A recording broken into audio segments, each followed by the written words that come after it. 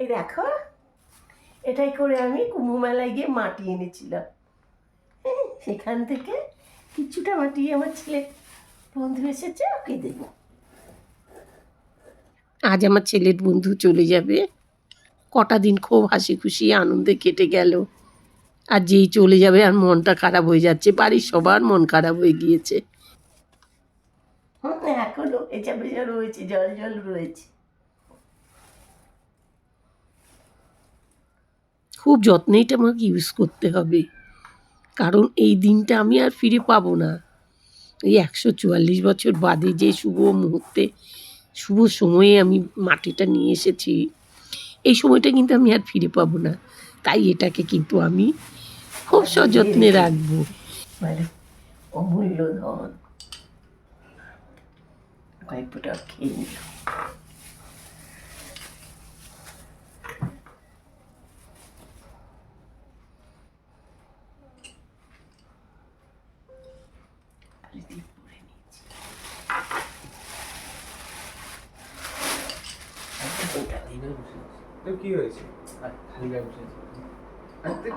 দেখো, শুকনো রুটি খাচ্ছে আজকে, নিরামিষ, আমরা জানতাম না। ডিম সেদ্ধ আর ওইদিকে কি বলে পেঁপে, পেঁয়াজ দিয়ে ঘি দিয়ে টিয়ে রান্না করেছিল তোমাদের কাকু। তো ও খেতে পারবে না, তারপরে নিরামিষ ঘি আর চিনি দিয়ে দেওয়া হয়েছে, আর সাথে কলা দেবো। কলাগুলো একটু কালো হয়ে গেছে। নিয়ে যাবে তো তাহলে আপনারা দেবি। আমি এখানটা ইউজ করি।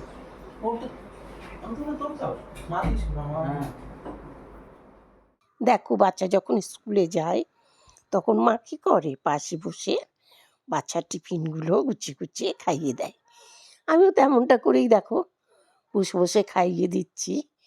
ঠিক খাইয়ে নয়, মানে ছিলে ছিলে কলা টলাগুলো একদম পাতে দিচ্ছি, ও যাতে হাতে ধরে নিজে খেয়ে নিতে পারে, সেইভাবে করে বসে বসে গুছাচ্ছি, গুছিয়ে গুছিয়ে দিচ্ছি।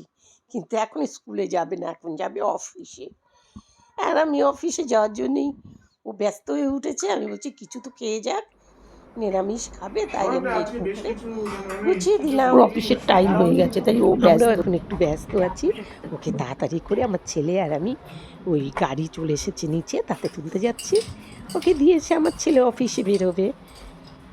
চলো, আমার শরীরটা খুব খারাপ করেছে ছেলে, তাই অফিস থেকে ফেরার পথে ফোন করে দিয়েছিল, আমি রেডি হয়েছিলাম। ছেলে আমাকে এই হোমিওপ্যাথি ডাক্তারের কাছে নিয়ে এসেছে। দেখো, জায়গাটা তোমাদের চেনা লাগবে, যদিও দিনের বেলা দেখেছো, এই রাতের ছবিটা তোমরা দেখোনি। তো চলে এলাম হোমিওপ্যাথি ডাক্তার দেখানো, ভিডিওটা তোমাদের দেখানো যাবে না, তাই আমি সেই ভিডিওটা তোমাদের দিলাম না। দেখো, ডাক্তার দেখিয়ে অলরেডি চলে এলাম। আর গাড়িটা আমাদের পার্কিংয়ে দেওয়া হচ্ছে। এই যে আমি ভুতু রানী, আমাকে একবার দেখো। ডাক্তার দেখিয়ে এলাম, ওখানে আমাকে ওষুধ খাইয়ে দিয়েছে, আর ওষুধ দিয়ে দিয়েছে। ওষুধগুলো খেতে হবে, ওষুধের টাইমটা একটু ঘন ঘন করে দিয়েছি, 1 ঘন্টা বাদে বাদে খেতে হবে। আর বলছি এখন বারবার 1 ঘন্টা বাদে বাদে খেতে হবে। প্রেশারটাও হাই হয়েছে, দেখেছো, আরেকটা কিছু হতে চলেছে। হাসপাতালে যখন ভর্তি ছিলাম তখনও প্রেশার হাই চলছিল, এখানে প্রেশারটা হাই আছে।